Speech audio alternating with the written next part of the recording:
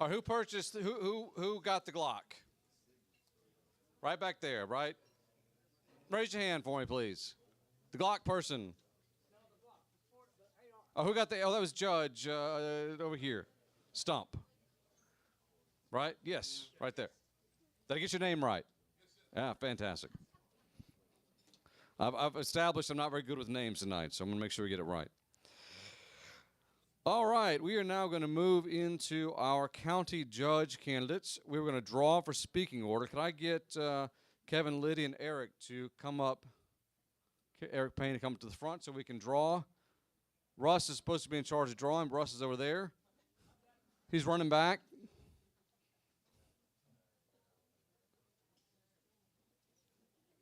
Let's see Russ there. Russ, he's got some numbers for you. You're going to draw a hat or a bucket or something.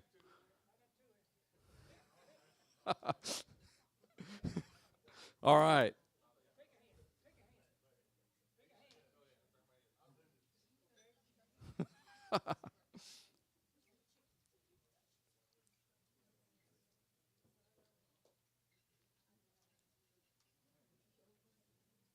Come on. Don't tell me I can't write, too. There was some confusion, but they got it figured out. All right, let's Eric, you're first. All right, let's.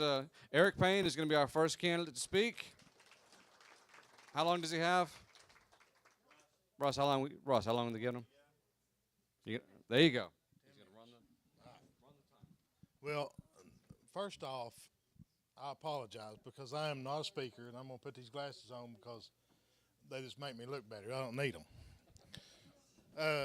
And I just apologize that I'm not a very good speaker to begin with, and I ain't much to look at either. But I'm going to give you a little bit of history about me.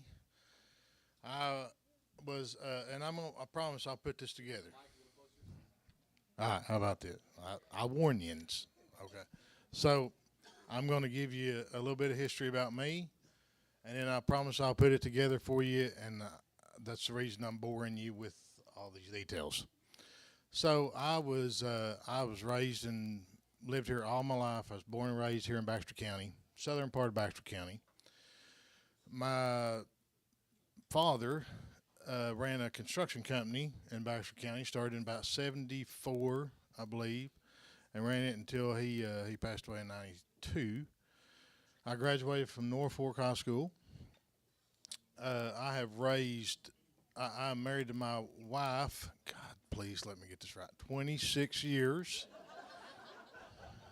Is that right? Yeah. I've known her a lot longer than that, but I get to go home and sleep in my own bed tonight. Thank goodness. I have three good kids. I couldn't ask for any better kids. I've got a daughter. My oldest daughter is a RN, which I'm very proud of. My next daughter, my middle child, is serving in the Air Force in Moody, Georgia, which, again, very proud of. I've got a son that is 13 years old, and he's a good kid, goes to Norfolk School. Jury's still out on him, but I think he's going to be all right. So I've worked here. Well, let me give you a little bit of history. I've started out with my dad whenever I was just a little bitty, and I've probably shoveled more gravel than anybody in this room on septic systems and everything else. So I've been at the bottom with the shovel. I have worked for corporations all over Arkansas, over the United States, actually, and Baxter County is the best place to live, by the way. And I have owned my own business right here in Baxter County, and I've worked for everybody in Baxter County. And whenever you own your own business, I'm sure a lot of y'all know, the saying is, oh, you own your own business, you work for yourself. Well, the truth is you work for anybody but yourself whenever you own your own business. I've worked for everybody in Baxter County, Marion County, Sharp County, you name it. I work for them. So, and I always done what I told them I'd do, and I've been a success doing that. Now, to tie that all together, I think that's what makes me a good candidate for judge. Is I know from the bottom to the top, and I can relate to each and every one of them. I sit right now as a JP District 11, and I will tell you this: I had a guy tell me. He asked me one time, or well, recently. He says, "What do you think the judge is going to think about you running against him?" And I'm going to tell y'all just like I told him. I said it on Corn Court. I don't have a problem with our judge right now. Me and him has a fundamental different opinion about how to do a few things. I agree to disagree. I like our judge for the most part. I think he's doing a good job. We agree to disagree, and win, lose, or draw, I'm going to vote Republican regardless at the end of in the general election. So with that being said, that kind of ties all that boring all my life together. So, but the main part is I got that wife thing right. So I'm doing good. Other than that, I would just humbly ask for y'all's vote or consider me whenever it comes to time to elect a candidate.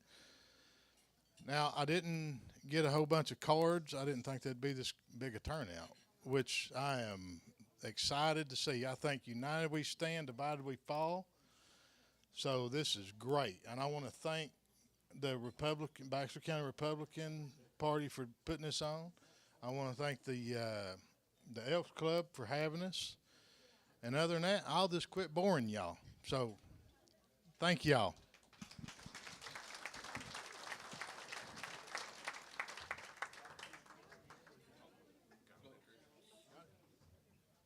I get to announce him. Kevin Liddy.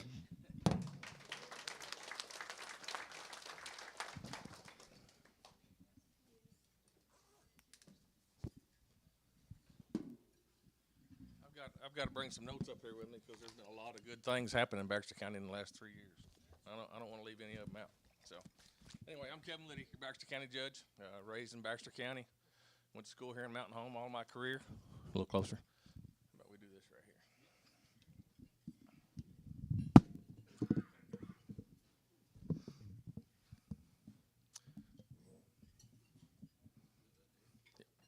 Yes, good. Good. Anyway, went to school here in Mountain Home all of my life except for my first couple years, which was in Missouri. Spent my career at the Mountain Home Police Department, a little over 28 years serving the public there, and retired from there in 2022. And when the current judge at the time told me that he was going to retire, I said, "Well, if you're going to, I've served time on the Quorum Court. Look forward to running for county judge when you're gone." He supported me to run for county judge, is where I'm at today. But anyway, got my wife here with me, which is probably more important to me than Eric's is his. But got my brother and his sister-in-law, got a good friend, Jason Stump from Marion County here with me. We were both elected at the same time. We've spent a lot of time on the road together, done a lot of stuff together, done a lot of training together. We've learned a lot together. And he's been a big supporter of mine, and I have his too. But anyway, thank you for joining me today and giving me this opportunity to share the progress, accomplishments, and important work happening in Baxter County. So, the purpose of county government. Some people don't know what it is, but county government exists to provide essential services for the citizens in this county, and I think we've done a very good job of that in my first 3 years here. We've done a lot of improvement of county infrastructure, done lots and lots of improvement in county road system in this county. Lots of improvement in our equipment that we provide to do service in this county, and it's going very well, and look forward to continuing that part of that. Big strong supporter of our emergency services. As you know, I spent my life in law enforcement. Started my career with our current sheriff that serves now, that's retiring.